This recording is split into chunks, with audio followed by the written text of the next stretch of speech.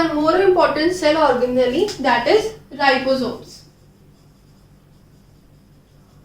Whenever we talk about the ribosomes, we must know that these ribosomes are sometimes attached to the endoplasmic reticulum, which is also another type of cell organelle, endoplasmic reticulum.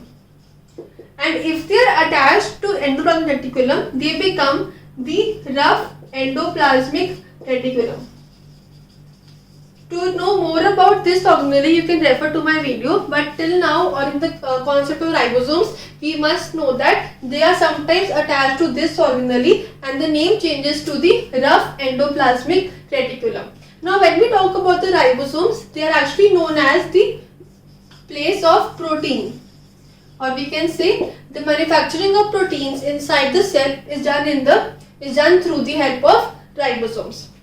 Now if we talk about where they are found, so either they are found with the ER or the endoplasmic reticulum, or they are found in the cytoplasm in the free state. So for example, if I have endoplasmic reticulum something like this, then we have the ribosomes attached to it like this. It is the ribosome and it is the endoplasmic reticulum. Hence it will become, the complete structure will become rough endoplasmic reticulum. Or sometimes we can see that if I have a cell, then I have a nucleus. Sometimes the ribosomes are attached in the free shape, or we can say they are remain in the free state. These are the two components, these are the two types the ribosomes can be found, either with the help of the endoplasmic reticulum or they can be found in the free state. But if they are found anywhere in the cell, the main function is that they will help in the manufacturing of the protein. That is why they are said to be the protein factory. Where the proteins are being made is known as the ribosomes. So the manufacturing is done with the help of ribosomes, and they transfer it to the endoplasmic reticulum, and from this organelle it transfers to the whole part of the cell. That means for the transfer of the protein, it is the organelle of endoplasmic reticulum. For the manufacturing, it is known as the ribosomes. So I can write here, manufacturing is in the ribosomes and transfer to all parts of the cell is done through the endoplasmic reticulum, especially the rough endoplasmic reticulum.